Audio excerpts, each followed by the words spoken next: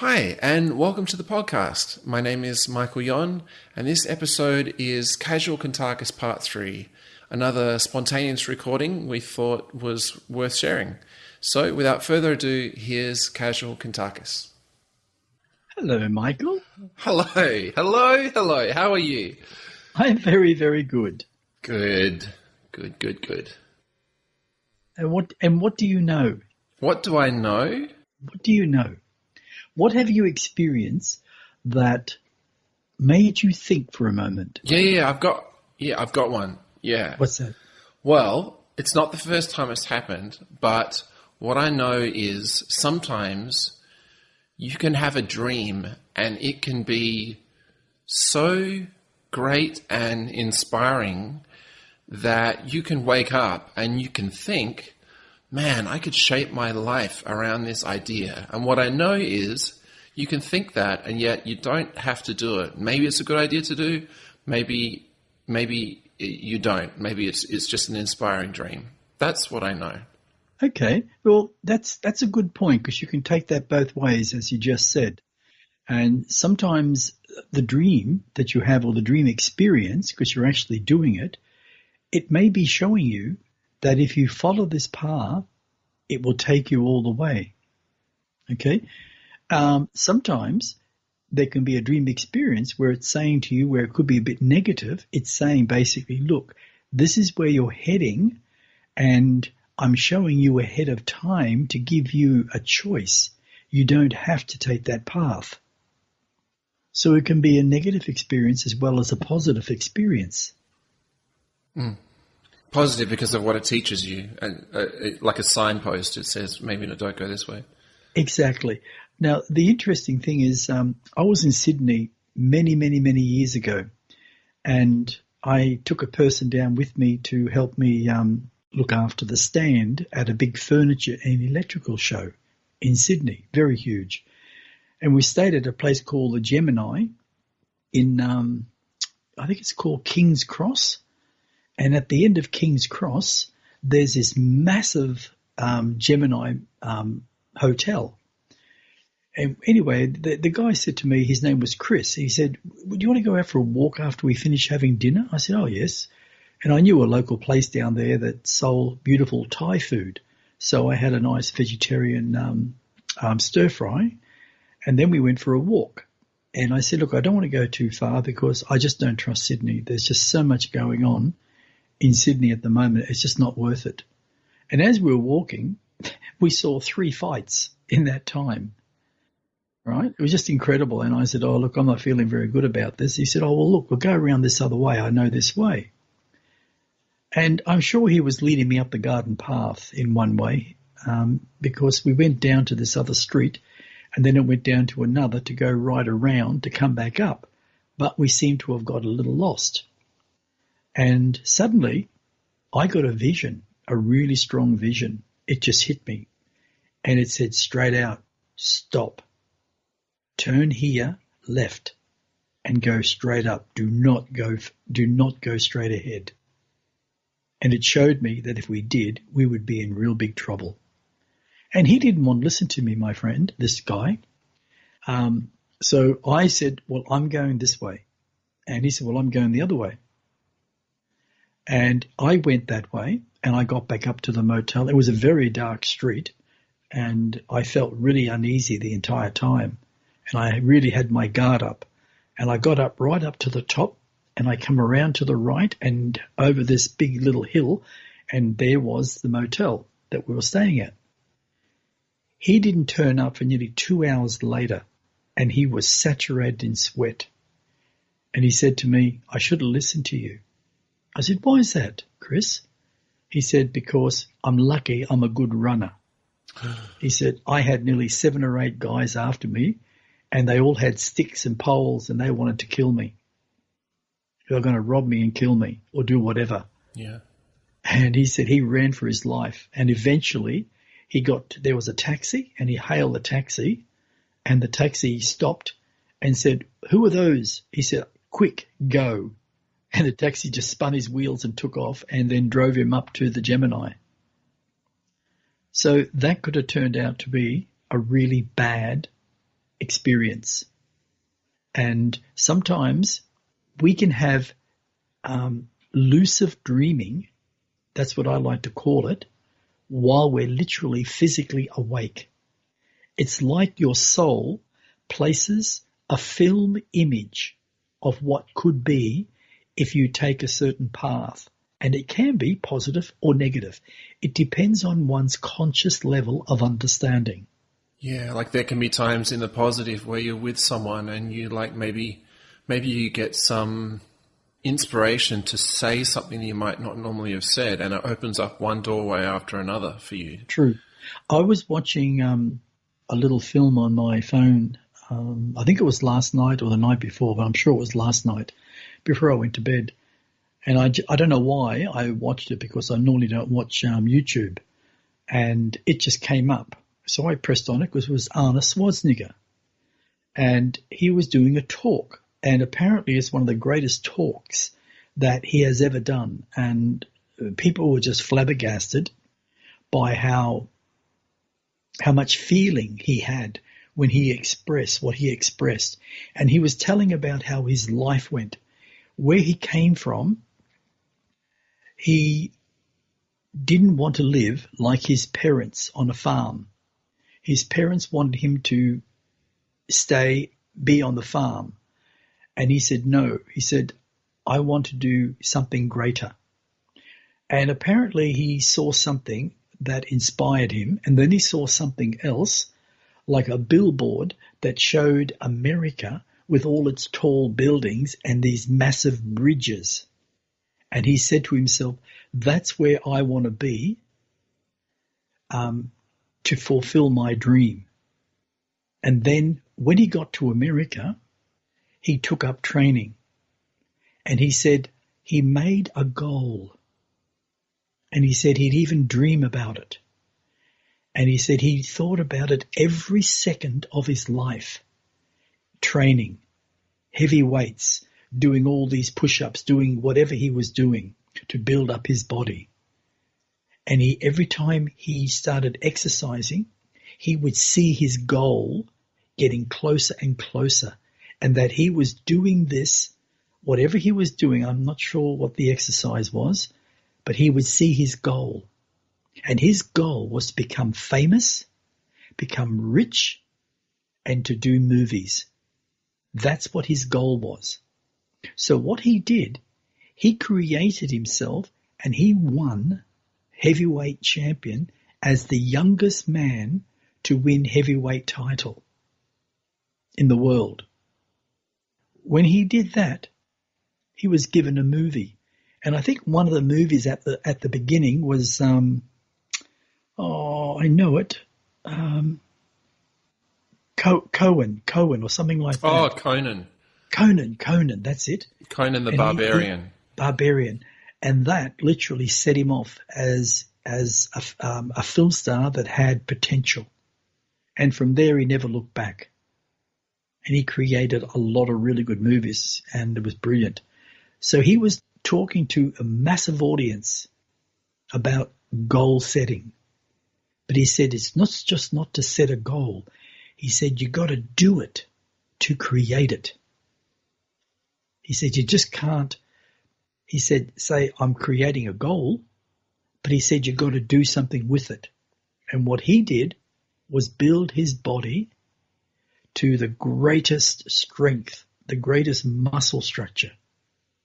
Because he knew when he created that and he won, he was going to be selected to actually play a movie role. Yeah. He just knew it. He knew it. That was the stepping stone. That was his stepping stone, but he already had it planned in his goal. Yeah. And the first step was train hard every single day, 6 to 8 hours a day he'd train. No one could train like that. They all couldn't believe. They thought he was all mad. But he had a goal, and that's what he kept saying. He said, why are you doing this? He said, I have a goal. And he fulfilled it. And he created a lifestyle where he could do anything he wanted. Because that was his goal. Call it a vision. If you're a little bit more higher in consciousness, you can call it a vision. Or a purpose or a mission. A purpose or a mission, right? That is so important through life. So important. Oh, reason. It's the reason to continue acting in a particular way that otherwise the ego would say, no, I'm sick of this repetition. That's right. So he overrid his ego.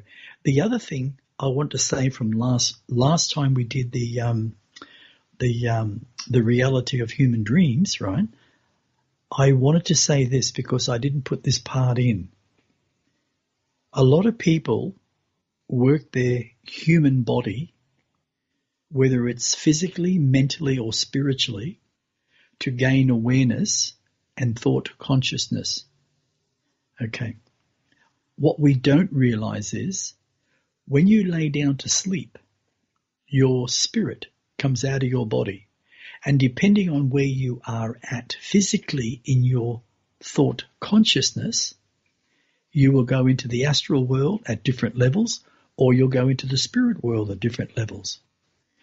The limitations that we have created upon ourselves physically, the spirit takes with it and plays out those limitations to show you what you are doing wrong. So when you remember your dreams, the spirit is actually showing you, because it can't advance unless the physical advances first. And that's where thought consciousness through self-awareness comes into play. So if we change our level of thinking, our life's habits, and create a more balanced way of thinking, a way of doing, our spirit comes out of our body in our time of sleep, enters those vibrations for higher learning. And it can feel free because it's not limited, because it knows the physical is not limited. So you both have to balance. The physical and the spirit have to balance and dissolve the limitations. So what's an example of a physical limitation in your physical life that then carries into your dream state? Fear. Yeah, obviously that's the big one, Yeah, isn't it? that's the big one. Fear of success, fear of not being good enough, fear of walking in the dark, fear of being put into a box and you can't get out because that's what you experienced, fear of saying that I'm just like my father or my mother and I'll never be successful. It's all those things, and there's probably thousands more, Michael. So you carry those fears into your dream state, and then they become lessons for your spirit to help you get over those fears. Absolutely. Remember what I said at the beginning? I said we are limited in the physical world, but what we don't realize is we also limit the advancement of our own spirit, because it is held to what we are consciously. If the spirit was so high up the ladder, it could not come back into the physical body because it would cause complications in our own human brain because of its understanding to our understanding physically. It couldn't do it. So it's got to stay at the same level. So the physical must get rid of the limitations of life's habits. And then the spirit is free to experience higher thoughts, higher experiences. And it then brings back those experiences which enhances the physical in thought. I just needed to add that in. Yeah, that's very interesting. So yeah, I mean, in our physical life, we've got to find our habits and our limitations and such and rise above them, face the fear and rise above these limitations. Absolutely. You know, it's like when I said to you, you asked me about fear. You said, do you have any fears? And I said, I had one where I couldn't, I was always scared of heights. I don't know why, but it was Roman. And I climbed a sheer side of a cliff just by hands, no ropes. And I got up there and I put my hands up like Rocky and I said, wow. And that was it, right? You'd faced your fear. It dissolved it.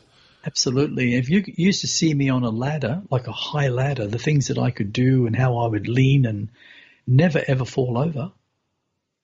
Oh, I did fall over once, yes, very badly, but I was okay. You learn.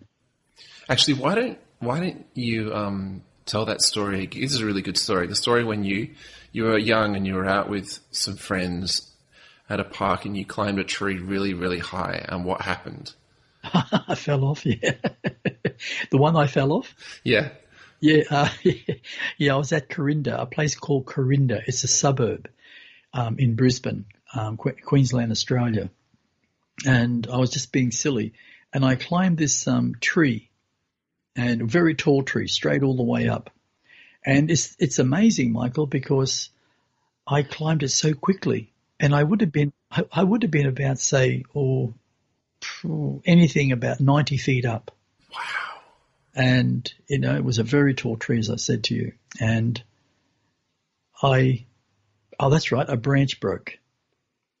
And I started coming down. I had nowhere to go, nowhere to grab. The tree was slippery. It was also wet from the rain. So I started bouncing from branch to branch to branch. And then there was an open spot, and I just went all the way down. And I fell flat on my chest. And I thought I was dead. I thought my ribs would have caved in or broken. I couldn't breathe. I was just laying there with my face in the dirt. And it was a bit muddy, yes, it was a bit muddy. And I didn't know what I was thinking. I couldn't even tell you. It was like I felt as if I was dead. And then suddenly, out of nowhere, I raised my head and I took a massive breath. And when I took that breath, it hurt. I mean, it hurt like hell to take that breath, because what happens, my lungs, when they had that sudden hit to the ground, it pushed all the air out. And from what I sense and believe, my lungs stuck together and I couldn't take air in, because it's like my chest was caved in. It was just that feeling. And then I lay there, and then suddenly my body said, you have to breathe. So I did. I took a massive air in suddenly. And, it's like you were knocked out and suddenly you realize you were awake and you took a breath in, really big. Wow. But the pain that I felt with my lungs coming apart and the air coming in was mind-blowing in pain. It was just incredible. And once I was after that, I just sort of tried to move, and I said, how many bones are broken? Some friends come running up to me and they looked at me and they said, are you okay? And I said, I don't think so. And they said, oh my God, he fell out of the tree. And I thought I broke a lot of bones, and I didn't, not a bone. I was fine. It just took me a while to come back to an understanding that I was still alive. Wow. Yeah, I had bruises. I had a lot of bruises, yes, a lot of bruises. My face was bruised. My nose was scraped from little stones. My chin was all scraped and it was badly bruised. In about 3 days, I had bruised chin completely and bruised nose. And I said my shoulders were bruised. My chest was really badly bruised. And I mean bruised, not just in one place. It's like it's all over. My whole chest was like black and red and blue. It was just incredible. When you told me this, it might be the same story from a long time ago. You told me the part that stood out the most to me was that when you were up at the top of the tree and you realized you were falling, you heard a voice. No, that was another time. Oh, it was another time. That was a pine tree. The tree that I fell out at Corinda, that was actually a gum tree. Oh, gosh. Falling out of the pine tree was better, right, than falling out. I fell backwards on the pine tree one, and I was hitting the branches, but it was like they were slowing me down. So tell us what you heard. Oh, yeah, yes, I had a voice, and I panicked, and the branch also broke off, and I was being stupid again, trying to get right to the top, which I nearly did. We were actually doing it for money. Oh, like you were betting? We were betting who was going to get to the tree top first, and there was three of us, and we all betted. I think it was $20 each at the time, and I think it was about that. It might have been a bit more, and my branch broke, and I wasn't far. I think I was only about a meter from the actual top because I felt it starting to sway, Yeah. and the branch just broke off because I was too far out. If I was closer, it wouldn't have broke. And when it broke, all I could feel, I'm going to die. That's exactly what I said, I'm going to die. And then suddenly a voice said, let go. Let go. And that's what I did. And I just said, I'm going to die. I'm going to die. And I just relaxed. I was really tight when I fell, but then I just relaxed. And I just even put my arms out.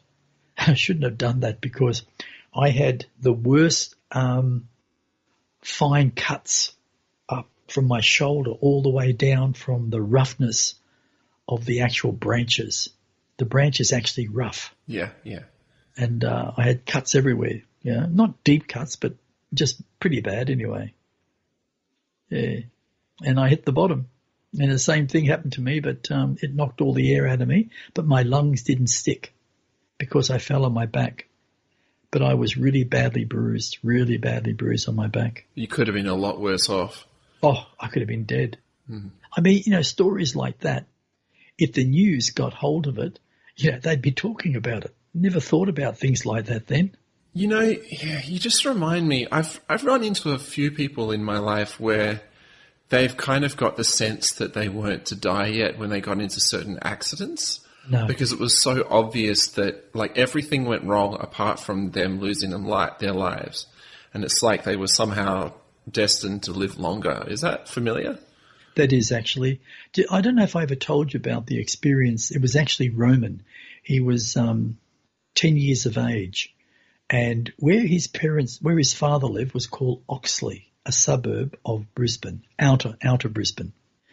And he went riding on his bike with some mates, and they were going to the local Oxley dump. And it was probably about, say, 15 minutes by push bike. And they got there, and he came across some really unusual type of ropes. And he was trying to get them, but what he noticed that there was this car buried, and it was a limey colour roof. Couldn't see the rest of the car. It was totally covered. And he saw that it had a canvas top, a small canvas top. So he kept poking it, hitting it, and he put a hole through it. And he ripped it away. And he looked inside, and he said, oh, and it looked pretty clean inside. So he actually got inside. Worst thing he ever did. It was full of bees. Oh, no, I'm not sure if it was bees. No, sorry, it was wasps. Oh, gosh. Wasps. The baby wasps. And he got stung, I think it was about nearly 300 times. And he was literally insane. He went insane. He couldn't control his body. His body was shaking all over the place. He was screaming, crying. Some of his little mates that were with him were trying to help him. And then there was a house across the road that hadn't been there that long, but people had moved in. And they heard this kid screaming, and they come running over. And they called the ambulance, and they tried to hold him down. They couldn't hardly even hold him down. And he was just screaming. He had lumps coming up everywhere. And he had about anything between 270 to nearly 300 little lumps over his entire body. He had so much toxin in his body, he should have died.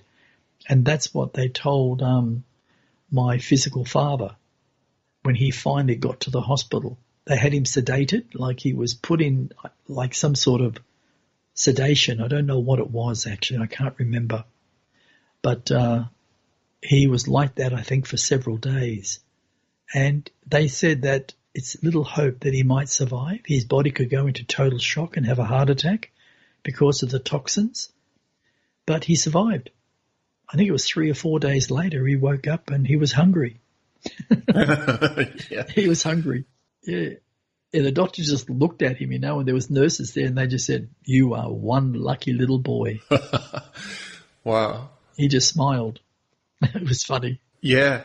I have a friend called Gary that I've known at playing table tennis with, and he has, I think it was actually 2 stories, and he even let me record him sharing these stories. But the gist of these stories was that he was in a couple of car accidents, and both times, as things got critical, time really slowed down, and he was able to make the necessary decisions to keep his life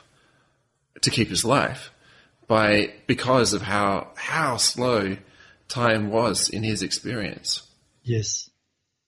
That's interesting.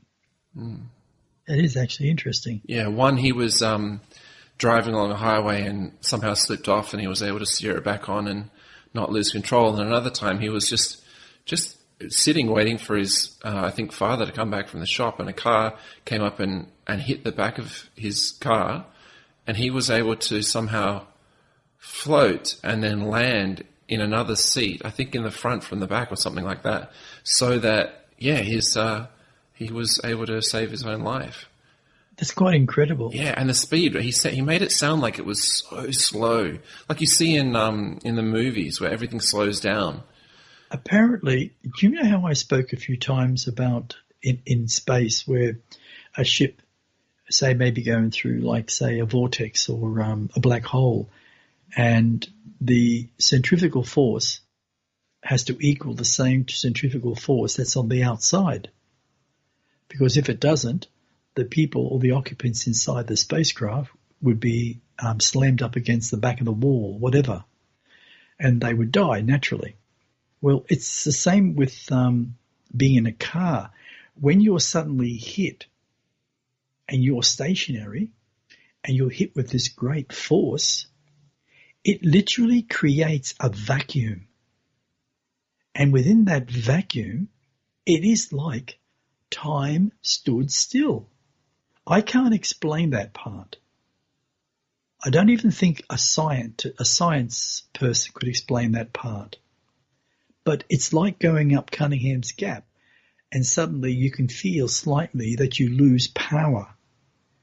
Maybe in reality you're not actually losing power. Maybe it's just the magnetic energy playing with your brain that makes you feel like you're losing power. That yet hasn't been proven, right? But that's a possibility. And I think that's the same as what your friend experienced.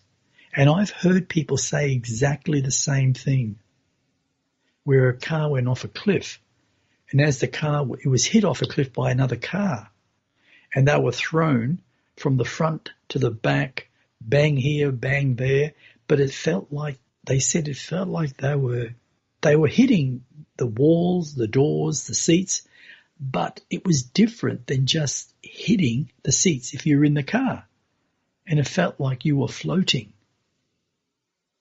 Now, a lot of the times your spirit can come out of the body, and you may be feeling what the spirit is feeling, that flotation, but your body in reality is still feeling the speed of it hitting, but you're not, because it's your spirit maybe out slightly.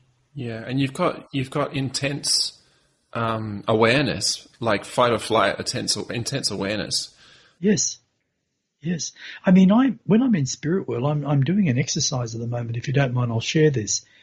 I'm doing an exercise at the moment, and I do it every so often, but I'm doing it more and more. And I see myself standing. What I do is I clasp my hands together like I'm praying, but I'm not praying. But I do that for a reason, so I can project my being directly to a given point. And as I'm standing there, very still, but sort of very strong at the same time, I use my mind power while I'm in spirit world, and I project my essence at the speed of light. Now, I haven't reached the speed of light, but I believe I will. At the moment, I am traveling sometimes at a great speed. It could be 2,000 kilometers per second. It could be 10,000 kilometers per second. I'm not sure. I have nothing to calculate that. I have no way of calculating that. But I am traveling. And I've seen myself with my eyes closed. I've seen myself traveling so fast, I can start to see fractions of light going past my eyes, even with my eyes closed. Now, I never used to be able to do that, Michael, but because I've now spent probably 6 years and doing it constantly, it just shows me and it just proves that we are so much more. And what we are capable of doing and accomplishing, not just physically, but spiritually, in our own advancement, is incredible. I just wanted to share that. Wow, yeah, beyond most people's imagination. Oh, imagination plays a very big part because I use imagination to see myself already there. And that's part of the secret, to imagine whatever you are doing, that you've already done it. Right? And I've even seen myself bend space. And it's an incredible observation to actually witness. And suddenly, it's like you can literally be lifted up and suddenly end up in another dimension. Yeah, gee. I know you mentioned that it was similar to that. It evades me. The movie with. Oh, I know who you mean. I know who you mean. Leonardo DiCaprio. Yes. In the movie where they go deeper into dreams. Absolutely. Yes. So. Yes. There they do it on like when they're going into the dream and they can control the dream. They fold a bit of like the buildings on top of themselves, and then they can. I mean, the point that you would do that for is to then swap from one place to the other place. That's right. Yeah, and you're saying like other advanced beings literally do this as a way of traveling. Absolutely. And so they can do it in space where there's no real physical stuff around, but they can put 2 points together in order to shoot from one to the other. Absolutely. Wow, that's so advanced. That's so different. Yeah. See, one thing we have to fathom, and we as humans... Inception, that's it. Inception. Yes. One thing we as humans have to fathom, and I mean really accept, not just say, oh yeah, we have to learn to have the ability to accept. And once we learn to accept the impossible, it becomes possible. And that is what I'm doing. And I know in the next 12 months, I'll be double to what I am now. And in another 3 years, I'll be quadruple. And I believe that I'll be able to travel at the speed of light, if not more. What about general teleporting, going from one spot to another? How's your how are you going with that? Actually, it's going okay, but it can't control it at this time. Yeah, me neither. Yeah, I like that, Michael. That's very good. Our limitations is the level of our understanding and thinking. That's what we have to change. We have to get rid of our arrogance. We have to get rid of our ignorance. And we most certainly have to get rid of our stupid ego. If we can learn to get rid of those things, we can then start to change the habits in our life that are limiting us from becoming so much more. One thing I have noticed, I'll explain this very quickly. I've noticed that when I first started to try and create a solid body out in spirit world, I could never bring it back into the physical. I've noticed in the last, probably a month and a half, maybe a bit more, I've noticed that I'm not now going into the spirit world. I'm literally projecting out of my body physically, so from my physical body that is, going into the third dimension, not the fourth. And I'm starting to observe at night cities by floating around or flying around. And I noticed, as I said, probably about a month and a half ago, my first experience that I had, I floated down and somebody looked at me and said, "Good evening." The person said to me, "Good evening." They didn't see me float down because they looked at me. And it was an older gentleman. And I said, "Hello, sir." I said, "How are you?" And he said, "I am very good," he said. "And how are you?" I said, "Excellent." And he walked away, kept walking.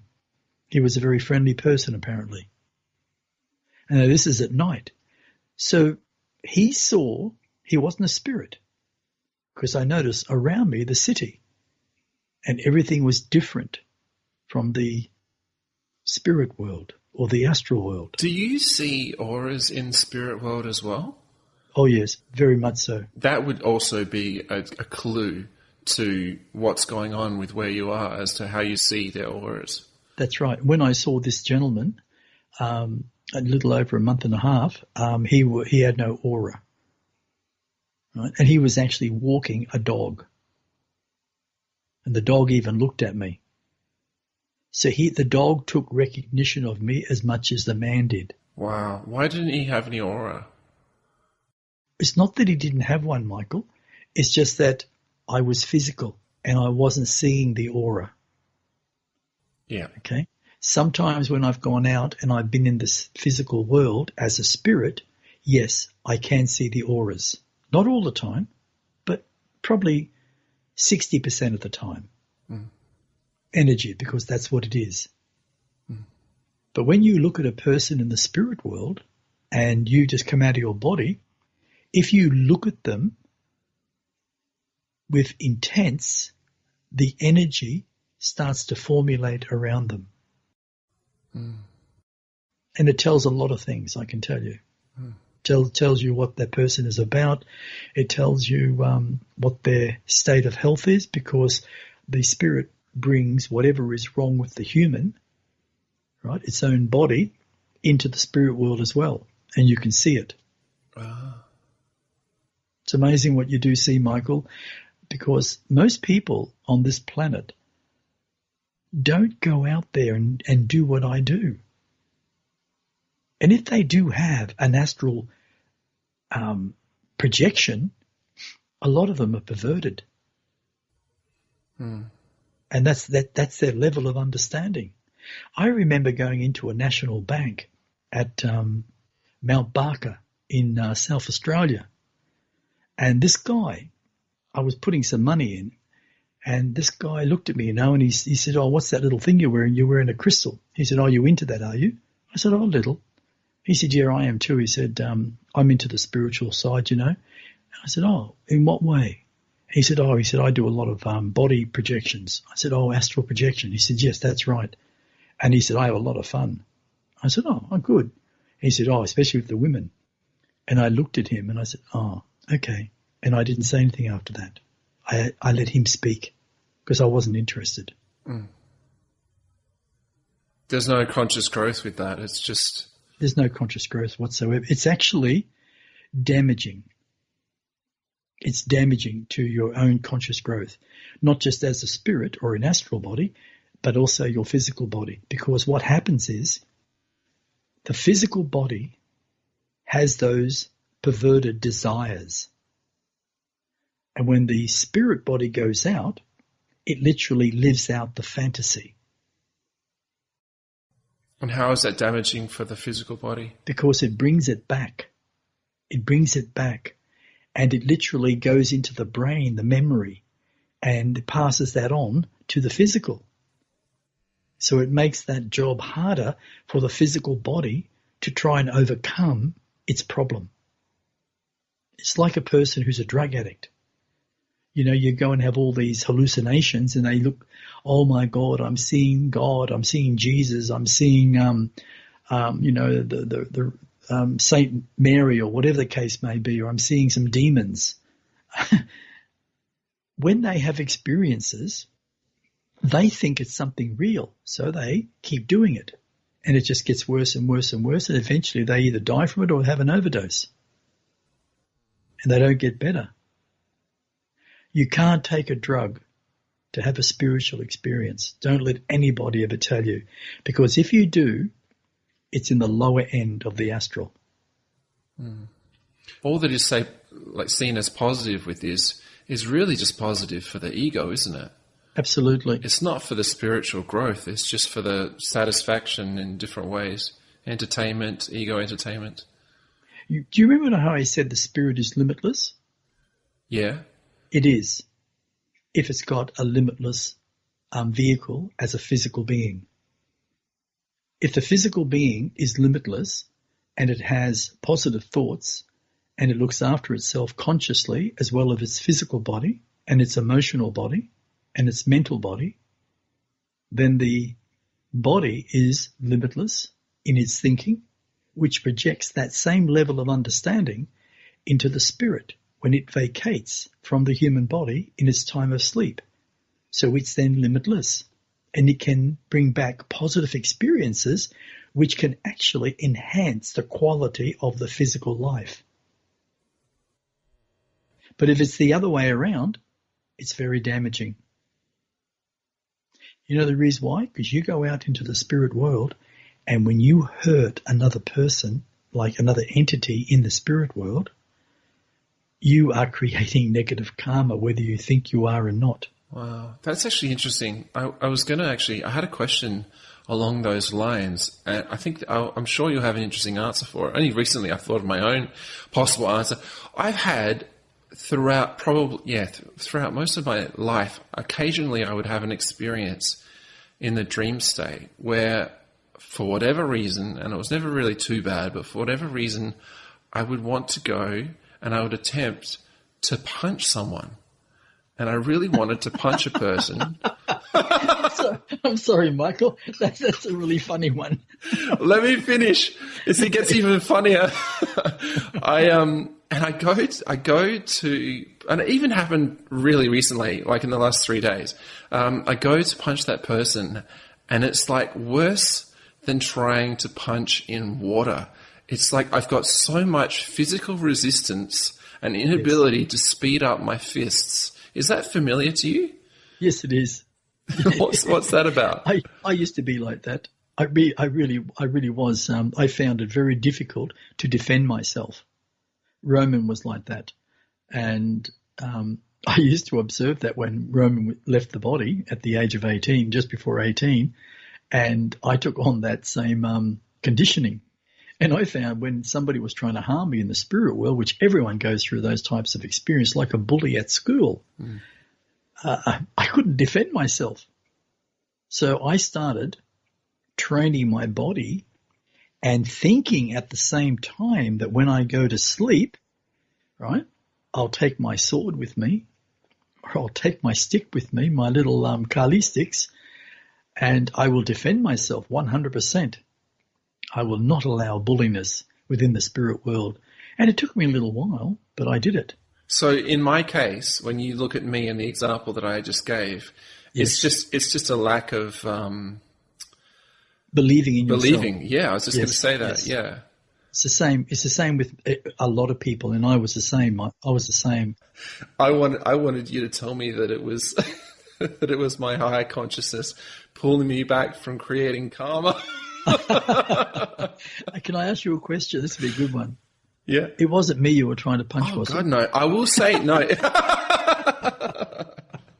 No, I've never thought of punching you. However, you have actually shown up in my dreams only in the last, maybe 6 months. And for me, it takes a long time of being a friend with someone for me to see them show up in my dreams.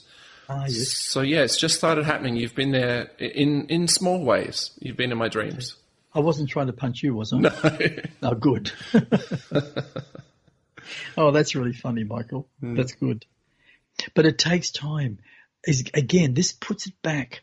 If you got limitations physically, you're then giving those same limitations to your spirit when it goes into spirit world or the astral world. And that's the same if you got limitations, and especially if they're negatives, you pass it on to your children. And they end up experiencing the same CRAP that you literally began to grow up with. So the old thing goes on and on and on. You know, the old saying, remember, the sins of the father become the sins of the son, and vice versa. Yeah, wow. It's not a good thing. I picked up a really cheap book a while back, just because it was $1 or $2, and it was on the symbology of dreams. Like when you when you have snakes in your dream, it means this. When you have a cup of tea, it means that. I wanted to ask you, does that, and there might be a little bit of symbolic truth to it, but really it's not going to be heaps accurate, is it?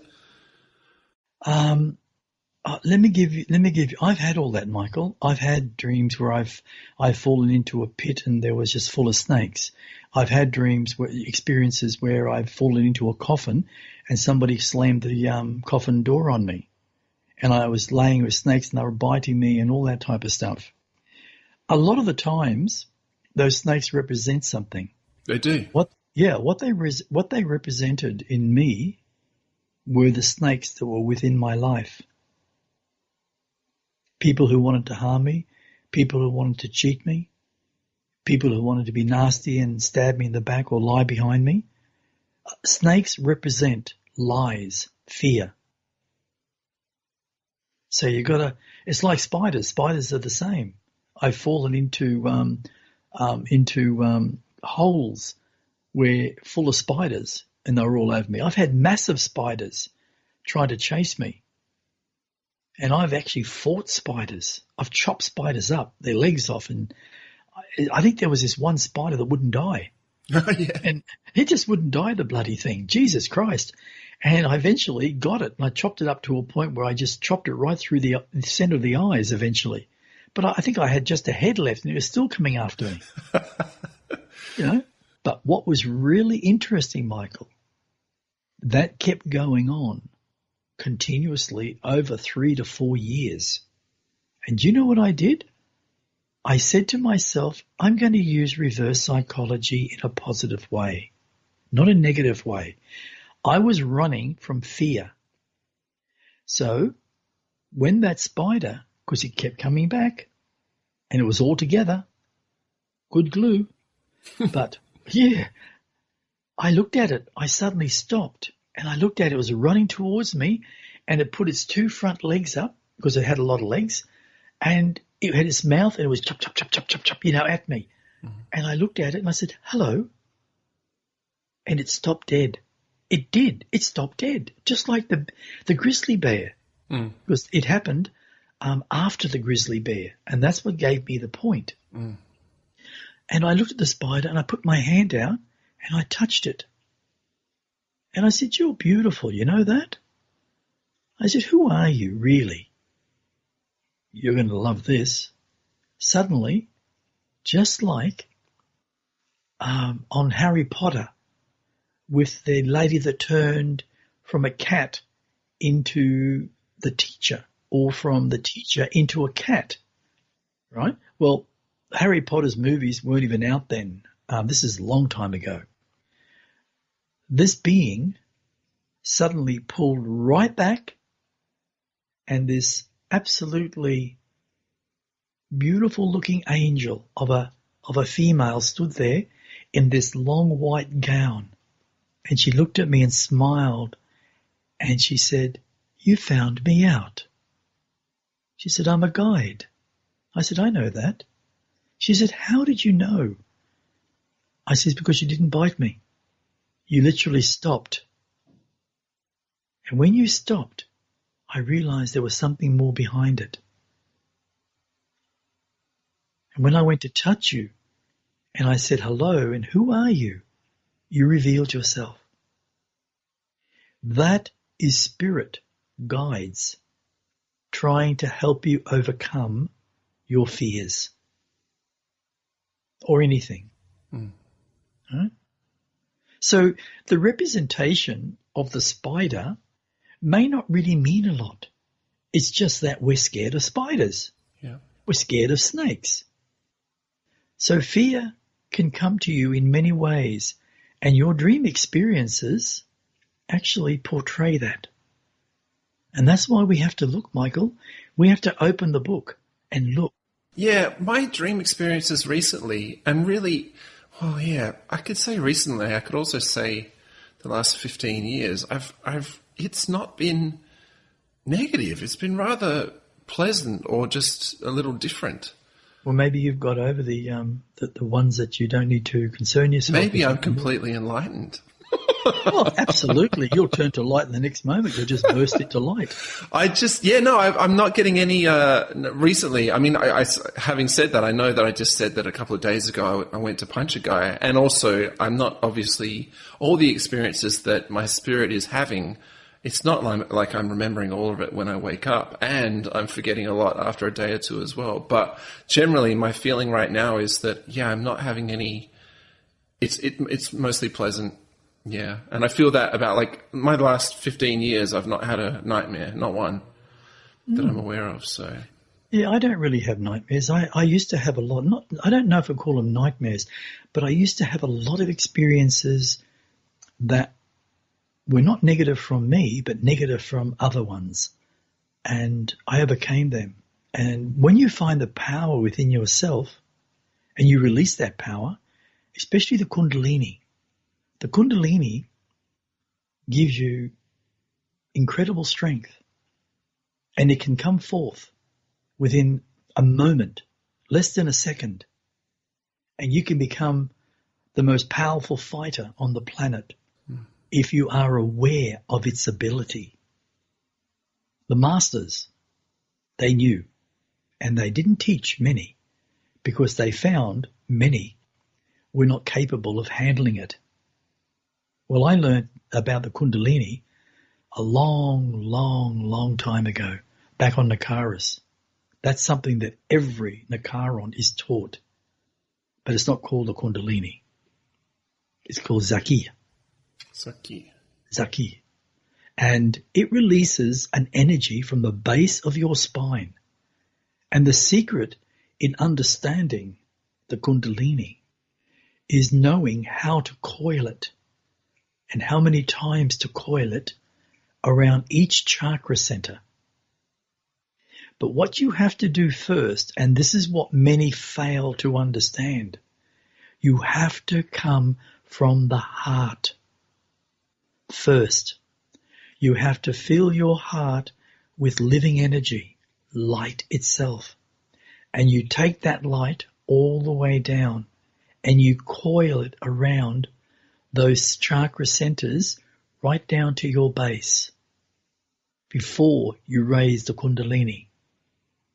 And by doing that, you literally calm any emotions that may be active. So the balance is brought into balance. And when you start through a meditation, a guided meditation within yourself or by a teacher, you start to bring that Kundalini up like a serpent, wrapping around your chakra centers, all the way up to the heart, and then all the way up to the crown chakra and beyond. And once you do that, and you really learn to balance it, you can bring forth an energy that will help you in any really negative situations. You become a fighter like you've never become one before. It's quite incredible. But not many people have ever really succeeded, except masters from the ancient times. And not many people teach it because humanity runs on too much negativity. And you can help someone that's not a very nice person release a power against people who are innocent, and that's not good. And that's not good at all. This concludes Casual Kuntarkis Part 3. Thank you, Kuntarkis, for all that you've shared. And if you'd like to find out more about Kuntarkis, he has a website, which is etcconsciousness.com. You can learn about him and about the books that he's written. And if you have any questions or want to contact us for any reason, simply email kuntarkis@gmail.com. Well, that's it for now. My name is Michael Yon. Thanks so much for listening, and stay tuned for more.